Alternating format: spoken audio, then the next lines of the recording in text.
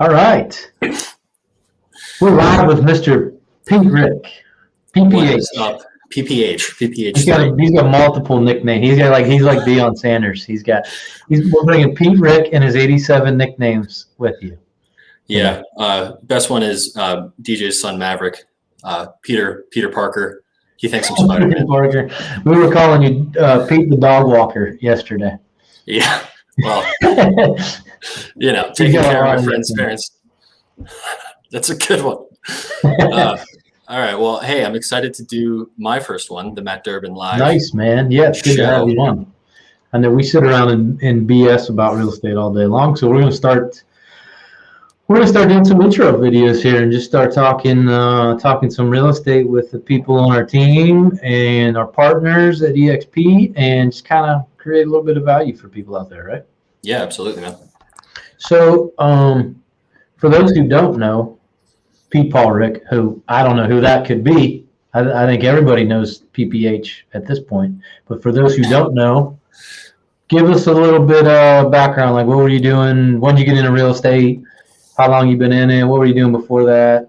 Well, so what? I joined with you February 2020. So bit of over a year now. We're doing this in May 2021, obviously. And so it's May already. I keep thinking. Yeah. I was licensed September 2019, worked with another company, moved to you. Obviously, then prior to that, I did medical sales for almost 6 years. Outside sales, obviously, and difficult job, but I just always wanted to be the person who had the license to do the thing. That's what I've been able to boil it down into when everyone asks me, why did you move at this point? Yep.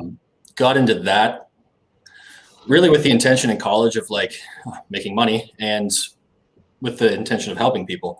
But after working long enough, and I'm sure millions of people have had this realization, you can help people by doing anything well. Right.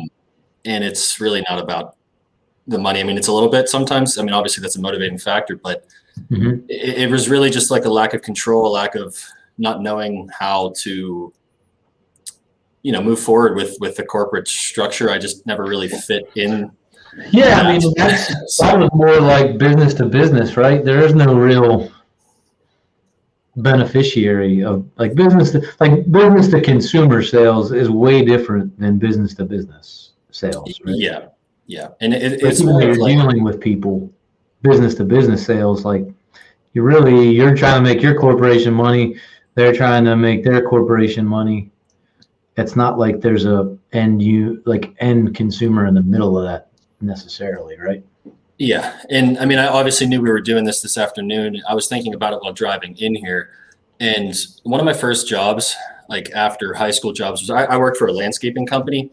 And just the attitude, I remember being there like on literally probably the first or second day. And they asked me to basically, I was just like, it was like stack firewood. Like, you're just doing too much, man. You need to slow down. And seriously, that was my initial impression, was like, obviously I didn't plan on doing that for the rest of my life, but I just had that experience in some capacity everywhere, in the sense that, like, go home, you know what I mean? And I love to go home. That's not the problem, but it's while I'm there, I'm going to work. And like something that really, I think, got me moving towards working with you, joining with EXP as well, was just the attitude of, it's the exponential growth. It's like, hey, how can I help you do more if that's what you want to do, as opposed to the opposite.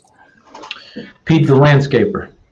Yeah, I mean, the best way to say it too is just like things that reminded you why you wanted to work sometimes inside in an air-conditioned room.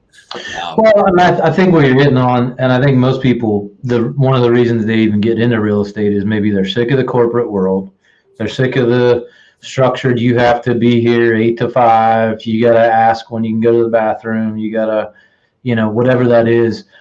And you want to get into a position where you make as much money as you put into it, which is why I always looked at real estate like I can earn as much as the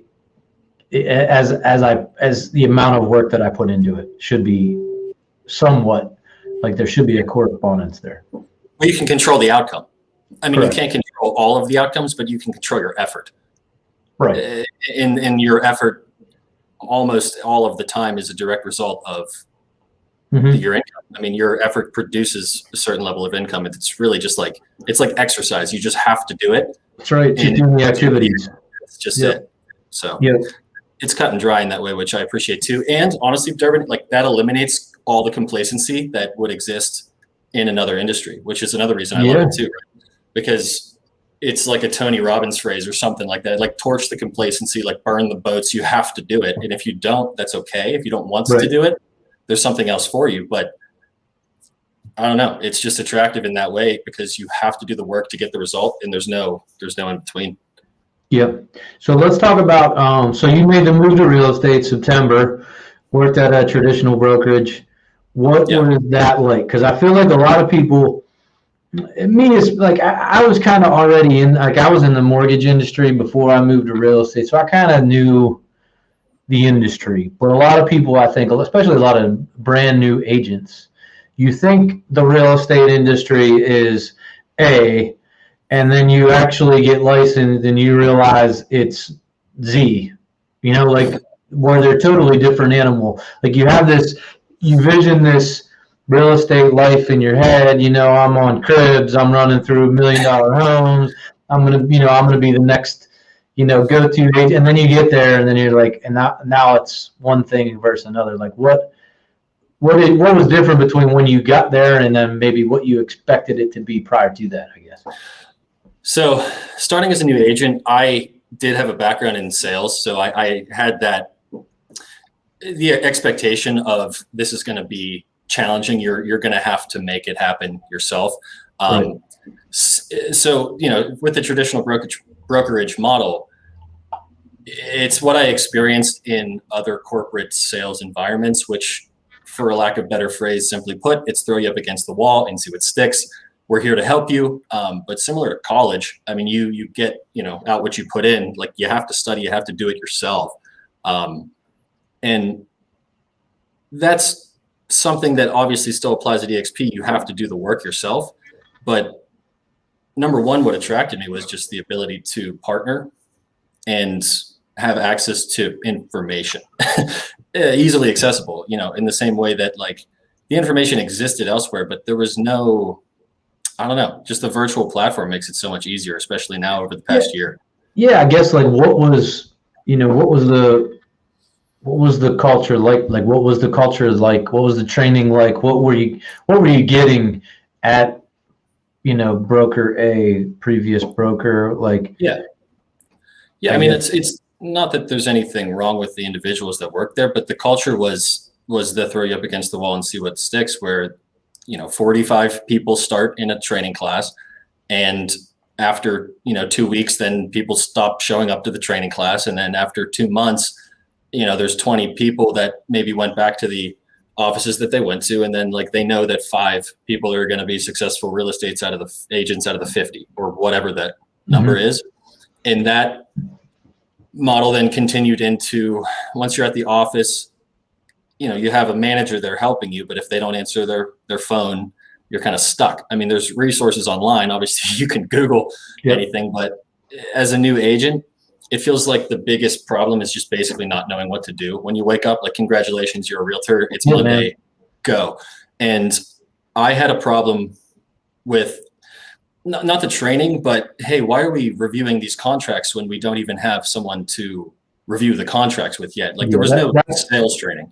Yep, that's a good point. Like I feel like every new agent that I talk to that's somewhere else, the training that you get is, hey, keep us from getting sued training, right? Like protect the brokerage, but it's not, hey, you need to run this ad to this lead source to this landing page, and this should be the ad spend, and this, like, how do you actually generate people to talk to is the biggest issue. That because when you're new to the real estate industry, right, you're on 30 or like 3 month to 6 month cycles with a client before they actually close a deal. So you need to start generating leads immediately upon getting into the real estate industry. Otherwise, you just keep pushing back your I get paid date.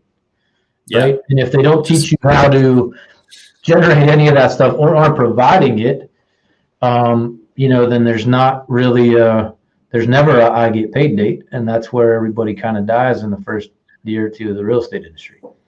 Something that I saw the other day, I think it was just from a podcast I really liked, is most businesses die not from a starvation, but it's like an overindulgence into just chasing the next shiny thing, where it's like, well, do open houses, call for sale by owners, do expired listings, mail out postcards and knock on doors and do all of that always. And, what are you supposed to do? Well, I don't even know what to say when I call someone. Right. So like I can do an open house. That's a little bit easier. And it's definitely something that everyone can do consistently, but consistently, and if you don't like that, then you're not going to do it either. So like you can't do 5 things at a C level and expect to make A+ money. Right. And if you just do a couple things really well, and that's really what I've gotten a lot better at with training with you, with the team here at EXP, is doing less well. Tom Brady makes a whole lot of money throwing a football very well. And it's a child's game, but he cannot play hockey at the same level. And, there's guys on our team. I mean, DJ is an expert on the phone. He works specifically with sellers for the most part. And, being a newer agent, I worked, mostly with buyers still and building into sellers. So like there's a million different ways you can approach it. There is, yep. You just have to dial it down in, because if you overindulge, if you overdo it, you will just run yourself in circles and fail. Yeah, I think a lot of it comes to lack of direction, right? So, and I mean, and obviously we could do a better job of this with everything that we do, but for most people, like when you originally get into the business, where you come onto our team or partner, like these are things that we do when we coach quarterly. It's what are your main 2 or 3 priorities, and how do you do them consistently, and what do you consider success? What are the activities that you need to do on a daily basis in order to create success from this activity?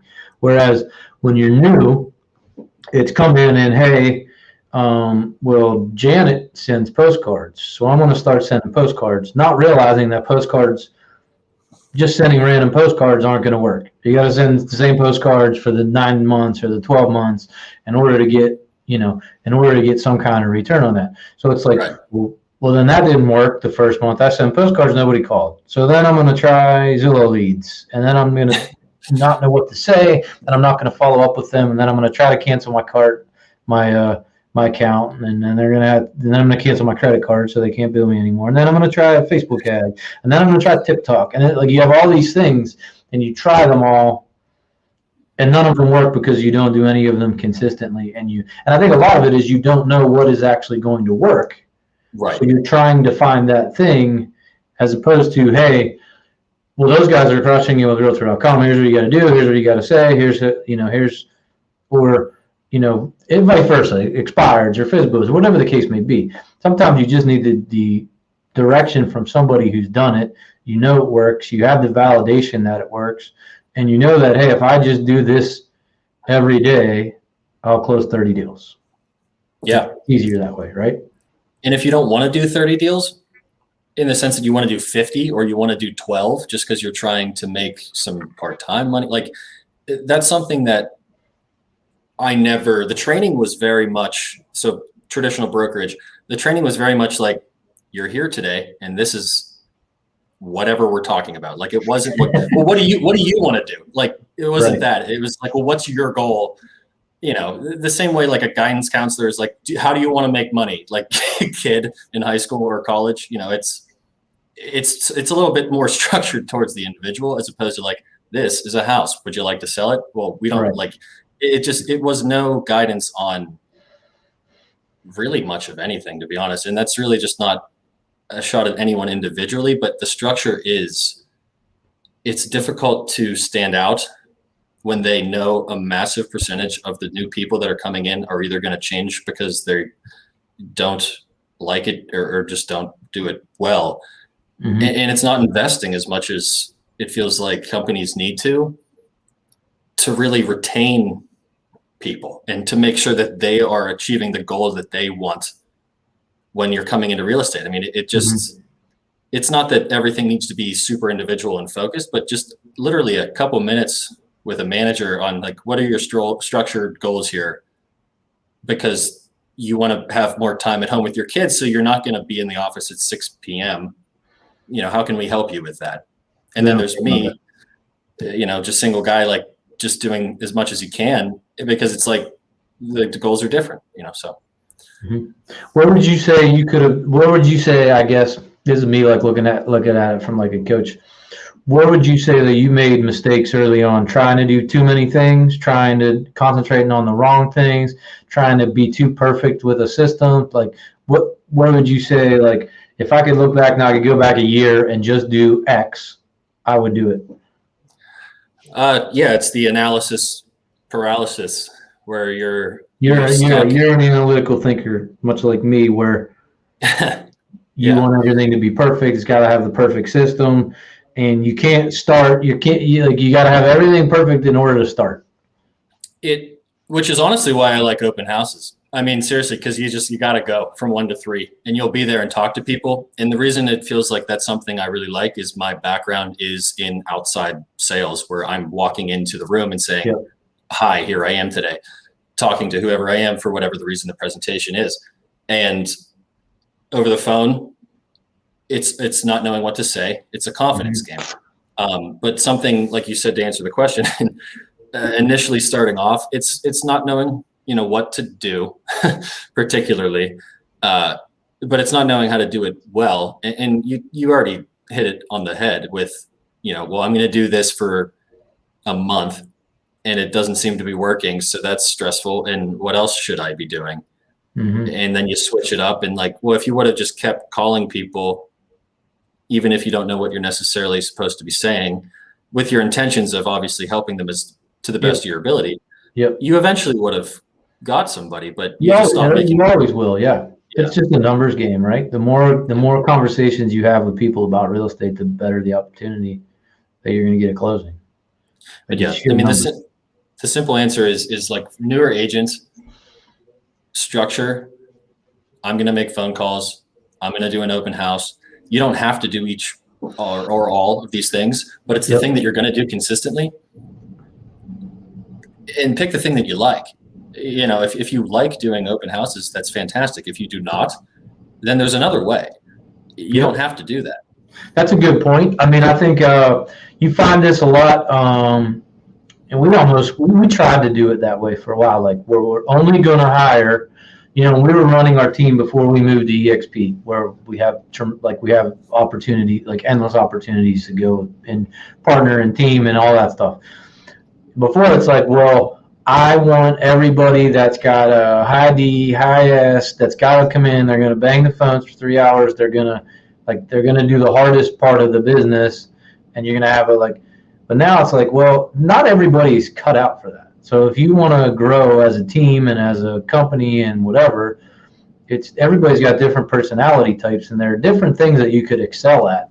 But not everybody can just come in and call for 3 hours every day and get their head kicked in by expired listings, right? So it's like, it's not for everybody. So you can't put everybody in that box or you're going to have failure, right? So I think that's one of the things, that's probably the hardest part, is like certain people are good at certain things. And a lot of it comes down to, well, what do you like doing? Could you envision yourself doing?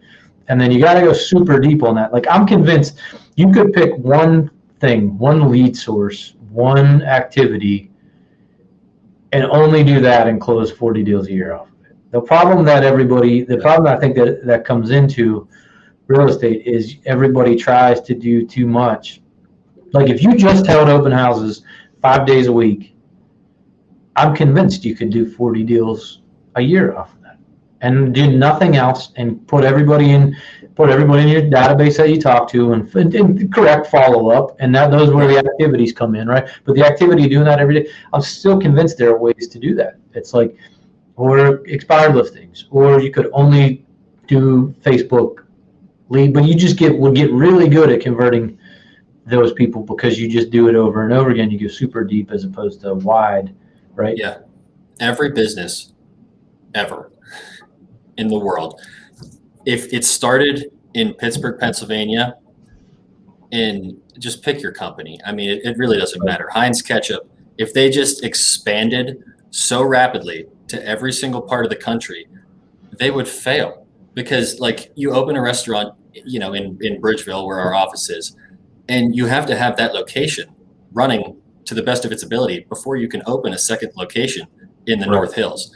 Because if you don't know what you're doing at the first location, the second one's just going to be worse. Mm-hmm. It's the same idea. If you don't know what you're doing with open houses, just picking a thing, just because you're not an expert at that yet, I mean, you just practice that one. There's other things you can work on at the same time. But if you just jump around and you're like over expansion, I mean, it's basically over expansion is what we're talking about. Your mind can only do so much. Well, exactly. And every, let's say you've got 3 different things you're working on. You are going to get 1/3 better at each one of those, as opposed to 100% better at one thing. That if you had, let's say that's all you did was open houses, right? For example, do you think you would get better at having conversations with people that come into open houses? Do you think you'd figure out what the best questions are to ask somebody, what conversation you should be having? Do you think you would figure out what the best follow-up for somebody who came, because a lot of people, you're just doing one a month, and then what do? You have conversations. If that person doesn't call you back, a lot of people aren't even going to put them in their CRM, and they're probably never going to follow up with those people. Like, some people will, but some people won't. But if that's all you did, don't you think you'd get really good at every aspect of that? And then you would convert more buyers out of that, who are probably sellers as well.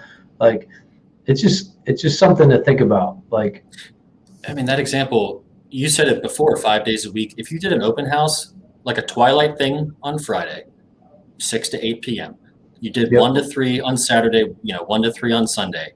It doesn't have to be 5 days a week, because realistically, no one might not go to as many open houses on a Tuesday afternoon as opposed to a Saturday. But it's still that's true. So I'm not going to rule it out. But I'm just saying, like, even 3 days a week, 2 days a week.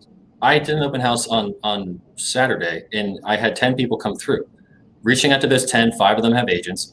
2 of them are never going to call me back, and 2 of them might. And then there's one buyer from it, and that's like potentially a $5,000 per. Like, that's it. And just working through that. Well, you do that twice a weekend. Well, that's $10,000. Yeah. So why not do that 3 times? Right. Or so why not do that 4 times a month? Yeah, and you do that every weekend, and you post it on social media. Well, then you add another layer, like, oh, look, Pete's working at an open house. That's interesting. It just, like, you just kind of build it from one thing at a time, as opposed to like, okay, I did an open house, and now it's Monday at 10 a.m. And I need to make first 700 calls. Yeah, exactly. Right. Yeah, man. That's what I mean. Like, going deep as opposed to wide, especially as a new agent. Like, just having one niche and just getting really freaking good at it before you add something else. Yeah, is I think the key to success in this industry from the start. I mean, or you just work, like when I did it, when I was starting, I just worked 1,000,000 freaking hours. I'm like, I'm just going to have to outwork everybody. So I'm going to do double. I'm going to have 3 lead sources, but I'm going to be posting ads at freaking 10 p.m. at night. Cause I was, that's just what I was going to do. Is, well, if I got to work 70 hours to do what I need to do, that's what I'm going to have to do from the start. And I made a ton of mistakes. I tried everything. It took me a while to find my niche, but I think it's different for everybody, and not everybody's got 1,000,000 hours to spend. So sometimes it's just like, hey, how do I simplify this thing that I'm going to do in real estate? And just, this is what I'm going to get really freaking good at. Yeah. And that's it. And because that's all you need in this business is one spoke, maybe 2. Well, so I have a question for you though, right? So like same thing as far as what you asked me. As far as like you getting into it too, you just said it, 70 hours a week. Okay, someone has 40 to 70 hours a week, a normal to an above average amount of time to put in.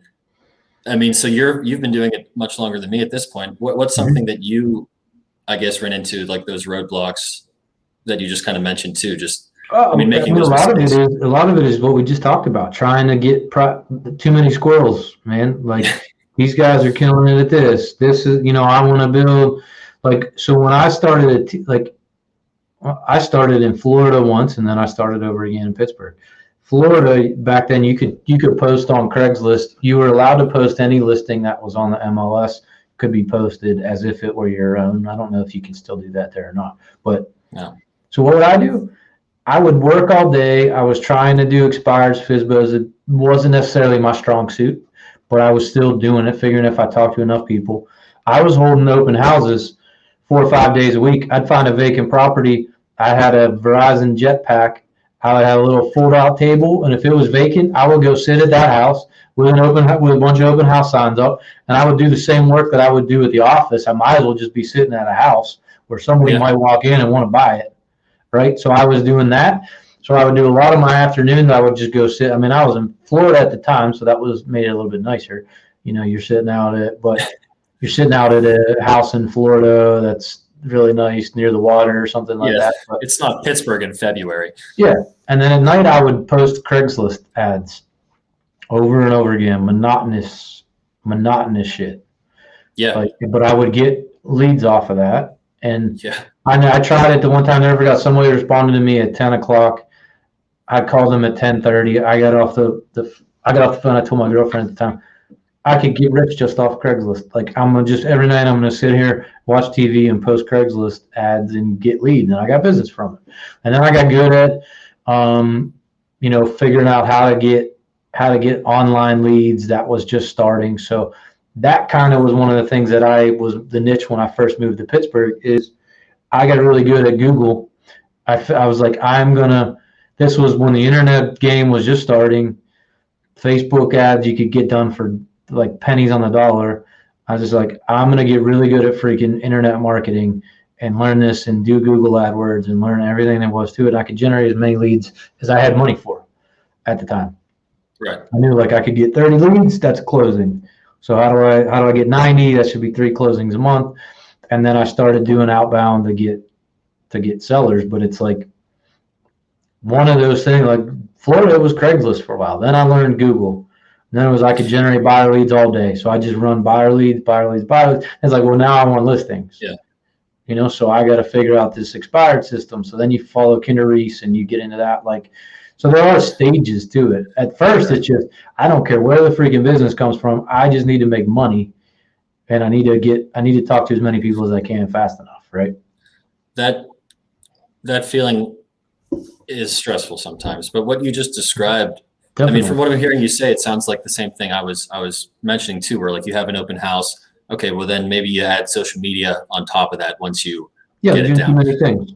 But you were doing too many things, but I mean, same when I started too, right? I didn't know what to do, but it sounds like you were doing, open houses during the week and the weekends. You're just there instead of sitting in an office. Right. You're adding in Craigslist. So you're getting good at maybe one thing at a time. As like a new thing comes up, you're like, okay, the Facebook marketing isn't going away. Maybe this is something I should learn how to do as well. And like, well, that's what it was like. Yeah. If you could work 30 hours a week on one thing, I'll work 60 and work on 2. Right. Right. Or if it's, and it wasn't as crazy as it is now with open houses and all that shit, but I mean, it's different. Like, yeah, maybe I'd only get one person that walked in. There'd be days where I'd get blanked. So what? I was going to be sitting somewhere working. I might as well be giving myself the opportunity to have a buyer stumble in on a $500,000 sale. You know what I mean? My thought too. Yeah. I mean, I do. I've been blanked at an open house only twice ever. So it's no fun, but the feeling that it's like a dog chasing cars. And then all of a sudden I got one. You're like, oh my God, what do I do? I don't screw it up. And, then there's a sewer line inspection and everything blows up and you spent, 7 years in open houses and you don't know what to do once you actually get one. And that's where you come in. And that's why I joined with you, honestly, man, because I met you originally at, shout out to Kevin O'Laughlin, Movement Mortgage Mastermind. And he knew you and DJ prior. And I'm sitting in the back of the room and I don't know anybody. I've been an agent for 10 minutes and just listening to he kept calling on DJ because no one was answering his questions to the crowd. And DJ kept answering in the same way that I had in my head. I was like, the same thing I was thinking. I was like, all right, who are these guys? Because I was getting to know Kevin better at that point too. It's like similar thought process. So, you know, reached out to Kevin, connected through that with you. And like, we talked about this in some capacity when I met you, you know, a year and a half ago. The same conversation where it's just like, well, what are you doing now? Taking an interest in personally what I was interested in doing with real estate. Yep. I mean, from the initial conversation, truly. And it's like just growing it from there. The thing that I was lacking in the traditional brokerage model, I mean, it really is mentorship. Yep. On a more individual scale. I mean, the same way someone needs a coach or a teacher. Well, yeah, I mean, anything. Yeah, and I would venture to say too, like, not just like you came on our that's the beauty of EXP, right? Let's say new agent moves over, they hear, oh, I'm going to be lost, right? I heard an agent went there and they got lost. Whereas now, new agent comes to EXP, partners with us. Maybe he's not on our team, maybe they are. Not only do you have me, but you have the whole squad now. Like, who isn't willing to jump in and talk through a scenario with you, right? Like, so you get, not only do you get this, but you get all these killers above it, and you also get, by the way, you get all these people that will jump on a call with you in 2 seconds if somebody's not available. Always. I mean, to the point that it like startles me a little bit still. It just using, I mean, even for like, I started an LLC just for, you know, to pay myself more structured, and just reaching out to the accounting department with EXP. It took me like 10 seconds. I swear to it took me such a small amount of time. In my experience with everything's virtual, everything is through DocuSign. It runs so much smoother when the information is so easily accessible. It's not just real estate. There's a lot on the back end too. I mean, once you have it, of course, going, a deal moving, it's like, hey, do you know, just typing it in. Hey, who's the best, you know, at whatever I need repaired in Pittsburgh? Who do you recommend? I mean, for a new agent, you know, obviously that's something I would reach out to you specifically as well. But even if you join EXP, not with the Durbin team, right? Like that's what I did. I mean, in the room behind me, there's 2 people currently working that are not on the team with Matt Durbin, but they're with us at EXP. Yeah, and that's what I mean. Like partnering is almost the same now. That's what the EXP's revenue share has given us the ability to do. You know, we've got, you know, Tim Pettigrews in here all the time, Julie Welter's in here all the time. You got agents from other places that have moved over. We're all now partners. We're sitting here in a strategy session. How do we do X better? Like, everybody's sharing. So like, and that's what I mean too by like, hey, yeah, you're on my team now. You might not be in the future. Oh, well, we're still partners. Or you may come into the office and Julie's here. I'm on a call. Julie's you could ask Julie the same exact question you're gonna ask me. She's gonna tell you exactly. Like, it's almost like you don't have one team leader, one mentor. You have a whole team of people who now are willing to help, no matter if you're on a team, a partner, whatever it is. Like, it's like one big family.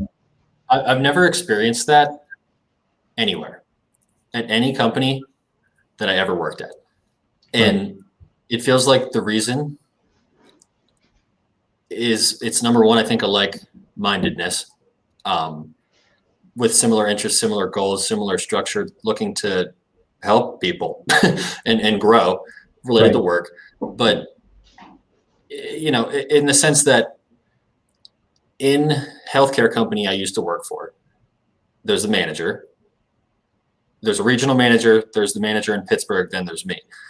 And so, you know, if those people don't answer their phones, number one, I don't know, I have nothing. You know, but those 2 people are the only other people in this company that actually care if I do my job well. And the Right. reason is because they make money if I do my job well. Exactly. And so that structure, like if I call John Smith down the hall, he might help me if he's a nice person. But, if he's not in today, then I'm just like sitting there, and like there's Yep. no one else that I can reach out to, which is what I experienced in a traditional brokerage model too. Yep. The other agent there, they would help because they're nice, but like Maybe they have stuff to do too. Well, like I'm just yeah, thinking they're of one or two. and they're gonna kind of help, but they're gonna give you. I've been in offices before where, like, if you're Well, gonna talk about what you're true. planning to do or an ad you're running, you're closing the door and you're whispering. Well, that's yeah, and it's like, oh hey, Julie, how did you become one of the top agents in Pittsburgh and absolutely crushing it in the Upper St. Clair area? It was like, well, let's sit here for 25 minutes and talk about it, Yep. because both of us want to do well, and Yep. we want to both be able to go to the EXP conference in Dallas. And she's like, Pete, let's I'll help you out with this one. That's one example. But like with the other structure where it's like, well, how do you run postcard ads in Mount Lebanon? Well, I don't want to tell you that because that's what I do to make money myself. Right. Well, so why am I going to help the new guy? Right. Do you see where I mean? That disconnect is like, and take business away from me. Yeah. yeah, That's where the financial alignment comes in. That's the beauty of revenue share and the beauty of the stock options is as the company does well, everybody has stock in the company, so your stock gets better. And as people in your organization do better, you earn revenue share off them. There's a financial alignment. So everybody, that's why like everyone's like, oh, it's a MLM, call it whatever the hell you want. Like there's a financial alignment which creates just an amazing amount of collaboration that would never happen because of the traditional structure. I mean, the financial alignment at a traditional structure is I work here and my manager cares and my regional cares. And then there's the CEO and C-level. And but the financial alignment doesn't apply to anybody laterally. Yeah, exactly. So, yep. It does here, which is crazy. All right, let's wrap this thing up here. I want to ask you. So, let's say you're new agent A. Why would you go to EXP as opposed to any other traditional broker?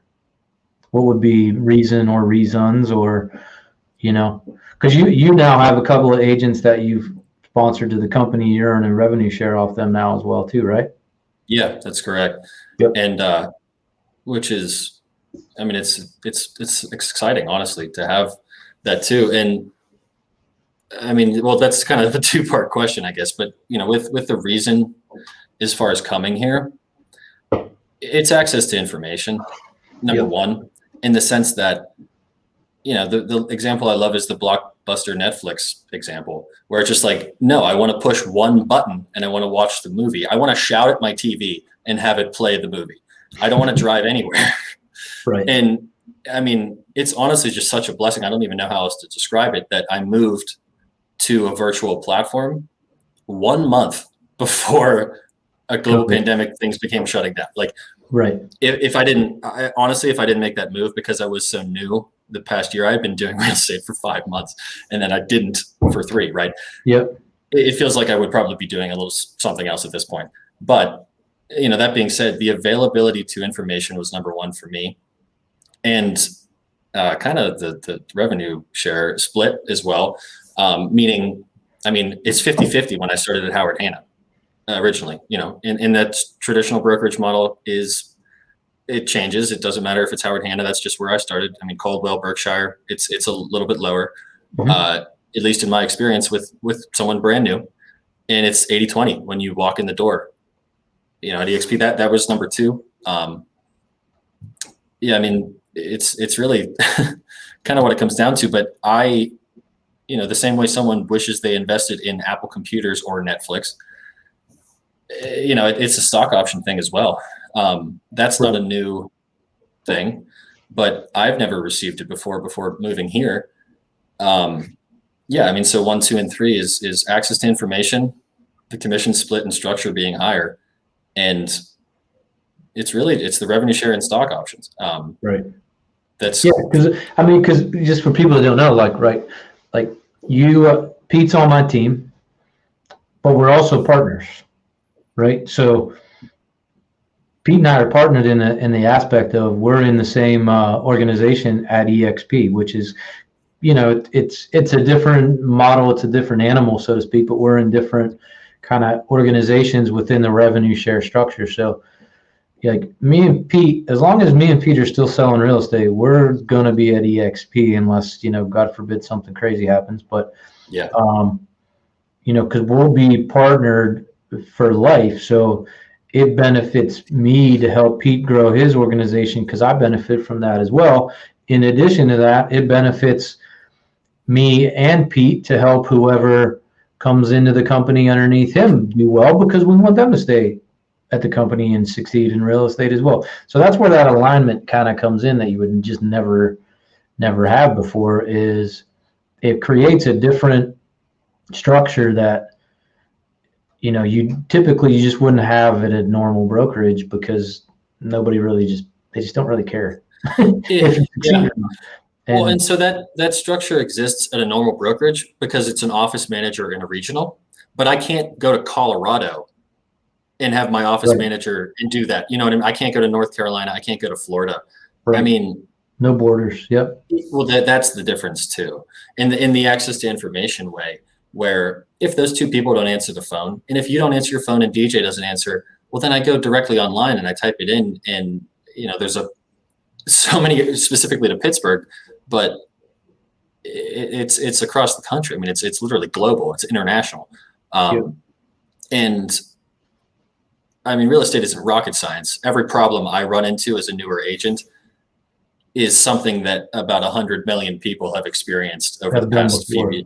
Yeah. So the access to information, I guess, and that's something that is really number one. Well, I think that's important to understand because I think a lot of people think that you come here, cloud-based brokerage, you don't have anybody to talk to, you don't get any support. I think it's the exact freaking opposite.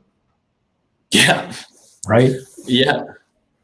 I mean, you go into the office anywhere else and number one, is it going to be open? Maybe. The overhead might change that in the next couple of years. Right. But if they're not there on Monday or maybe, hey, I don't know, just I have something to do. Bye, I'm leaving today. What do? You just have a wasted day. So. Right. Sweet. All right, man. Well, I appreciate you jumping on and sharing your story with us. And any questions about EXP? Hit up PPH. Pete the landscaper. Pete. Yeah, I mean, honestly, I think about sometimes the first jobs you have, right? And it's just this job is so easy compared to some of the other things that are out there, right? But it just moving to something. I mean, I guess just to finish it up, moving to something like this. Every job that I've had up until this in some capacity, every place that I've worked, it's always been about a year and a half in the industry of whatever. And it's this isn't it. I don't know what it is about it. And it would take me time to figure it out. But after, this much time working here with you, working with EXP, it's the industry that I'm going to be in for the rest of my life. And it's most likely the company that's going to be the same. I mean, outside of some crazy change that, I can't obviously predict, but there's nothing that I've ever experienced that's like this. And it's, why would you not? I don't know, man. I don't know, but that's the mystery, I suppose. It's for somebody else to figure out. Right. Yeah. Well, hey, thank you for, you got it, man. me on here. All right. Thanks, Pete. We're going to wrap it up.